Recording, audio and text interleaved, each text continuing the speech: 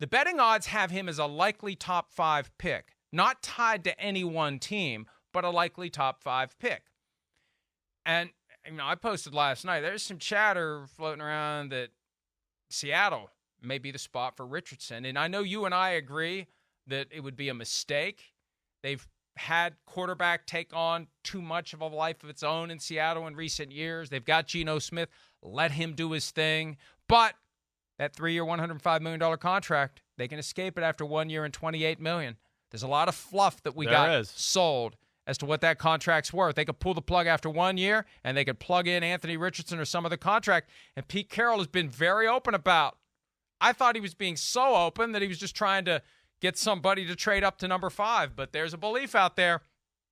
Could be just another lie, but there's a belief out there that Richardson could be their guy at number 5. And it's at the point where I won't be surprised if it happens.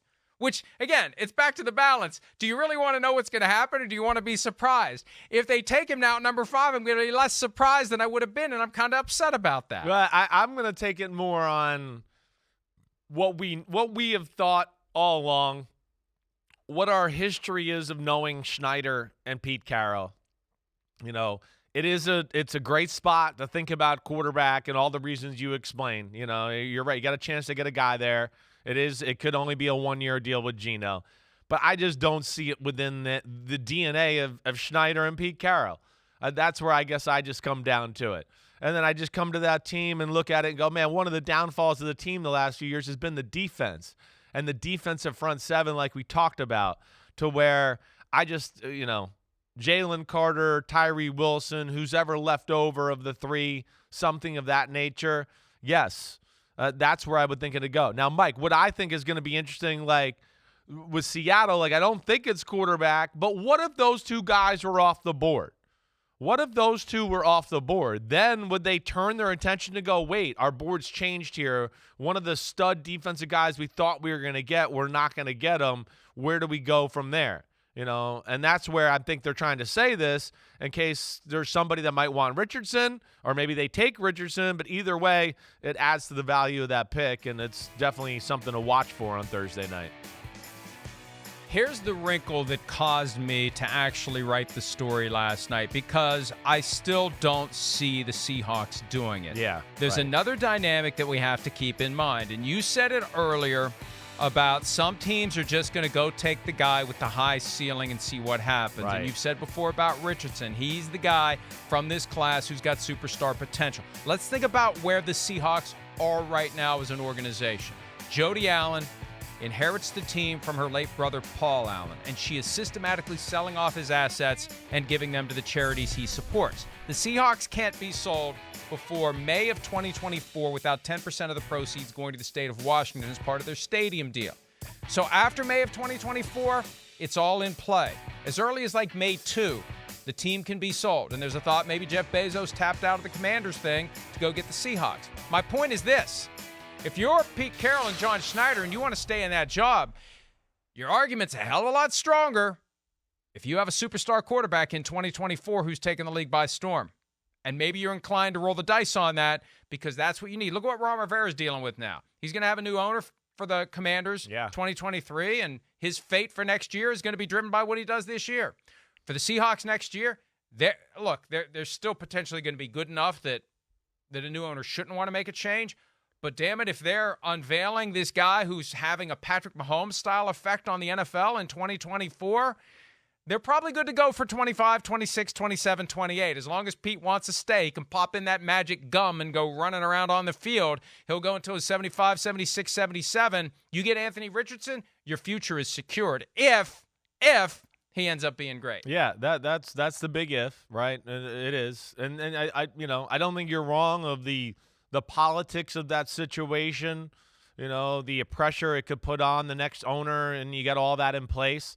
But also, like you're saying, there's a risk. All right, you take that pick, and hey, your defense is still crappy this year, and you don't get that, and oh, damn, we're not in the playoffs, and oh, crap, my plan to save myself for the next owner, actually, I'm going to get fired with this owner before he even sells the team because, damn, we're 6-11, and because I tried to do with the quarterback, and we couldn't stop the runner. That's where I don't know. That's where I come back to. I just feel like they're gonna go with what's working right now. And they got a little something working on that offensive side of the ball. I believe, and I think you're with me that they're – and I know you're throwing out stuff out there, but they're a mojo team. And Pete's chewing his gum. And, hey, Geno and Lockett and Metcalf, they got it going. And we got Noah Fant at tight end and a running back. And I would say be careful of breaking up that chemistry. It was kind of damn good last year. It was kind of fun to watch. Defense didn't hold up its end of the bargain, so that's where I go back to it. But all the things you say, I don't think are crazy. I think those are definitely real thoughts that are real throughout the NFL and when it comes to those type of situations. And I think when it comes down to it, they're going to have an offer that they're going to find it hard to refuse at number 5. We've seen them trade down over and over and over again. Trade down, get more picks, trade down, get more picks. They could actually trade down into a range where they could still get Richardson if they're thinking about him at number 5. There are some teams out there that have a second-round grade on the guy. Peter King has him going to the Vikings at 23, so he'll still be around. I think it could be anywhere, right? For a while, right? So you could play that game a little bit. I think back to the Ravens 5 years ago when they were drafting at 16, I believe it was, and ownership was like, "Is this where we're taking Lamar? Is this where we're taking Lamar?" We'll take Hayden Hurst here. Not that Hayden Hurst ended up transforming the franchise, although I got a ton of respect for him, and I think he can still be a very good player and is a very good player now with the Falcons, I believe. Is that where he ended up? Yeah. He was with the Bengals. He's with the Falcons now. Yeah, I think so. You're right. Yeah. Is it the Falcons? Where is he? Okay. I could be wrong. No, it was the Falcons before the Bengals, and then I can't remember when. We'll figure it out in a second. He signed with somebody else. Yeah. Okay. But the point is, it's like we can wait, and they waited. And they came back in and got Lamar Jackson at pick number 32. So it's a calculated risk. Right. Panthers. But maybe the Seahawks could do that. Yeah. We'll slide out of number 5. The Panthers, Hayden Hurst. Yeah. So slide out of number 5. But we got the right division at least. NFC South, close enough, 1 out of 4. But slide out of 5, and maybe they can get Richardson later and get more picks, get more opportunities. You mentioned Jalen Carter. I thought that's where they would go, and maybe will go at number 5 if he's there. That's when his window opens.